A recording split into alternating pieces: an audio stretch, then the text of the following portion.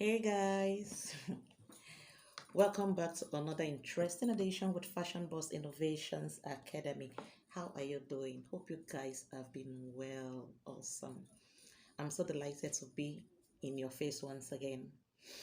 All right. To start, or before we start, I really want to sincerely thank all of you that have subscribed to this channel. You have brought this channel thus far. I say thank you very much. I appreciate you. I love you. And God bless you.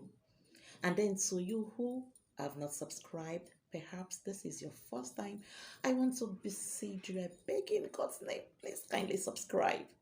Do not tune away until you tap on the subscription button and then on the notification bell so you get notified and then get subscribed each time we drop a new video. Thank you so very much. Without you, there will be no Fashion Buzz. Thank you and God bless. All right, so still on the matter of Zara cap. You know, Zara cap is a very dynamic headwear, okay, and then it comes with different kind of patterns. So there was a video I did some while ago, and then I made a particular rose as the design of that Zara cap, and then I knew a lot of people were going to like it. I also inquired that if you like that rose I used for that Zara cap design and you want me to make a tutorial video on it, I said you should click yes on the comment section below. If you are a regular tuner of this channel, you will understand what I'm trying to say. And then quite a number of people actually said they do want a tutorial video on that rose, and I am here today to teach you on how to make the rose. Before we get started, I'm going to let you know that I've already made my Zara cap. You see, it's very beautiful.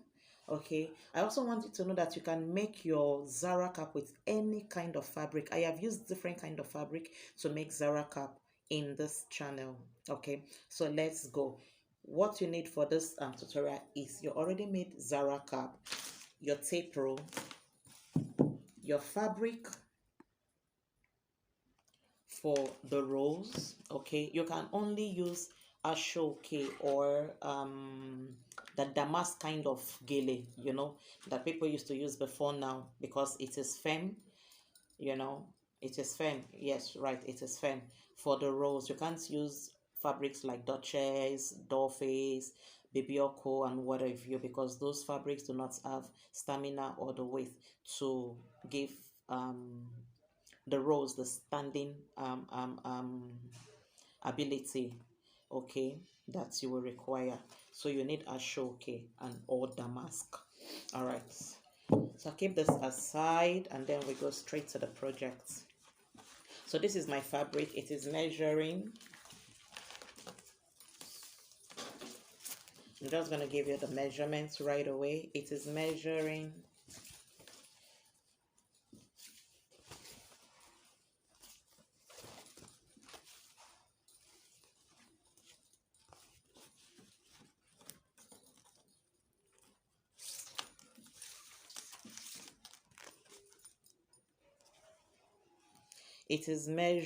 67. Okay, 67 in total. 67. I've gone ahead to fold the edges, as you can see me show you right now. Please, I will beg you to kindly pardon me if you do not get to see some parts of this video. My phone is actually messing up. It's been giving me a lot of problem of late. I promised to work on it, but for now I really had to, you know, bring this tutorial your way. That's why I had to use this phone to do this video recording. Please, if there is any place you missed out in this video, kindly call me or send me a message on the comment section below, you know, asking for clarity on the part you did not get. I am always here to attend to you. Okay, so like I said, already gone ahead to fold the edges. Okay, so you also need your needle and your matching thread to your fabric. So the first rule to how to make this is to place your fabric this way. Please pay attention. Place your fabric this way. You see this part, you make sure it is facing you. You see, it is facing me right now. It is facing me this angle. Okay, this angle is facing me right now. So you keep it slantedly. Okay, you keep it, or you position it slantedly. If you don't do it this way, you won't get the rows we are trying to make. Please make sure you follow every detail in this video if you want to achieve that rows. Okay, so you position it slanted, it's this way. Okay,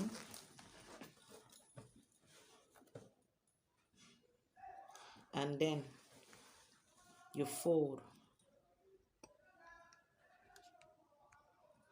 You pick that slanted angle. You see, and you fold.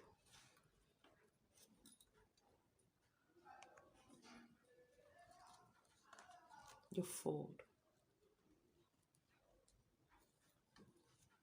You fold it in. Okay, hope you got it. You pick it this way, the slanted angle, and then you fold it in. You try to make a pleat. Basically, we are making pleats all through. Okay, you pick like this.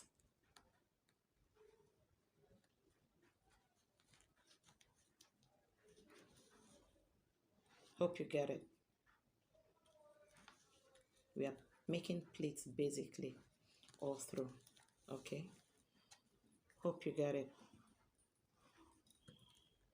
And then you use your needle to hold down the pleats you've picked already.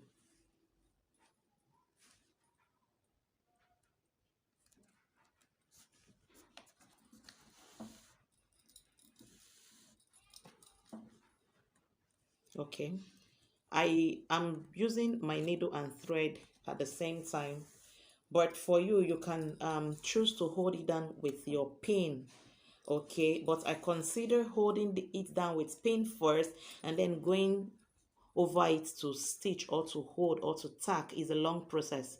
So I just go ahead to do my tacking as I'm picking my pleats. Okay, but if you cannot do the tacking at the same time picking your pleats, please hold it down with your pin first before doing your tacking.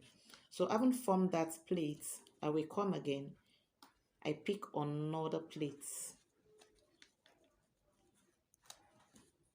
Okay, I arrange it. I pick the pleats. Don't forget it is slantedly.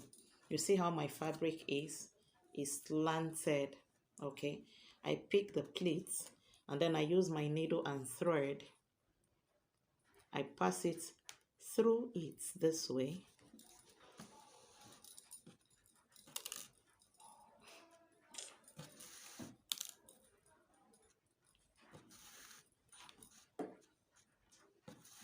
I told you when the thread is too long, it wastes one's time and it gets tangled. Okay. Sorry, that wasn't for you. It's for my madam here. So after passing your needle or after tacking, I will pass my needle back this way. I'm not passing it through everything. I pass it through the pleats I just picked. The last pleat I just picked. Hope you understand. I pass it through the last pleat I just picked. I leave it there. I come again. I form another pleat. Okay. While forming this pleat, please make sure that the present pleat is longer than the previous pleat.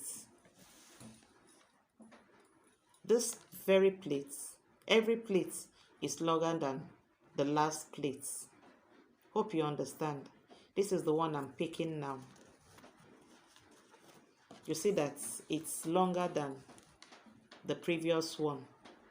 This one is longer than the next one. Now you see, by default, the next one now will be longer than the preceding one. That is how it works. Hope you get it.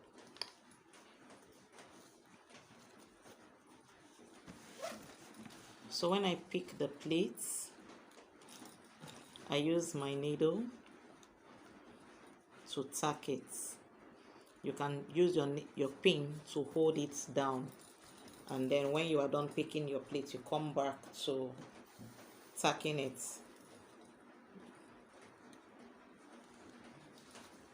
I pass my needle back into the last plates.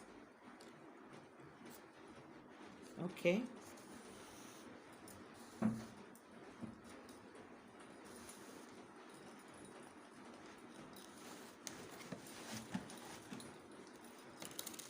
And then I continue picking my plates. Make sure that your fabric is positioned slantedly. Okay, I continue picking my plates. This is what I'm trying to say. The present plate is longer than the preceding plate. That's how it works. Hope you understand. So when you pick your plate, you tack it. You pick again. Okay, you tack it. Hope you get it. I'm going to show you that one more time, and then I'll do it off camera so the video is not unnecessarily long. Okay, and then I'll come back to you.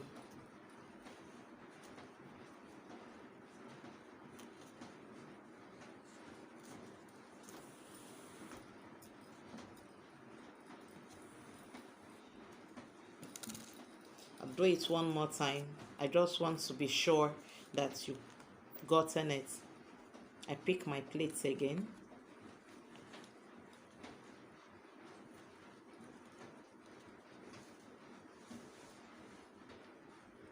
It's longer than the previous one.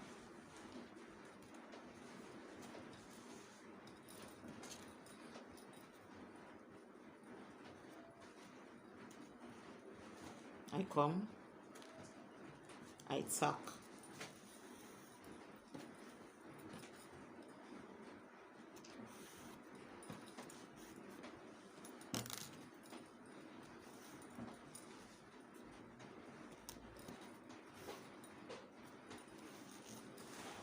So continue like that till you get to the end of your fabric.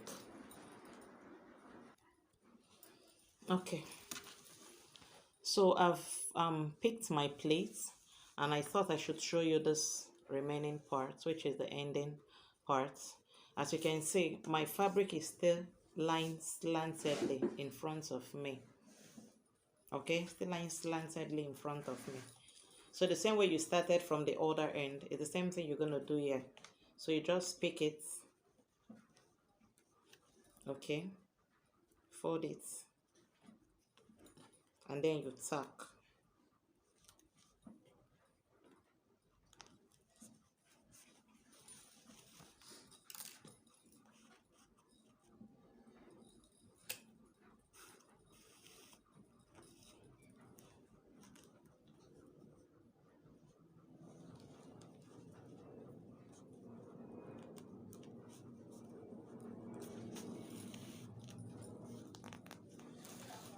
So basically our fan is ready.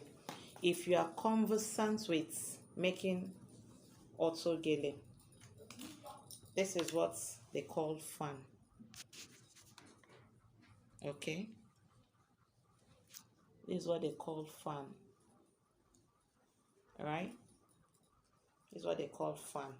So if you want to form that rose, you first of all start by forming your fan, which is what we've just done. Okay, right, start by forming your fan. which is what we've just done. And then from the fan,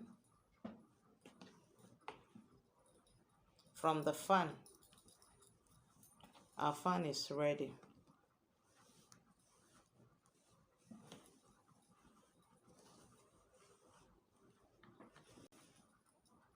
Okay, I just want you to see it properly.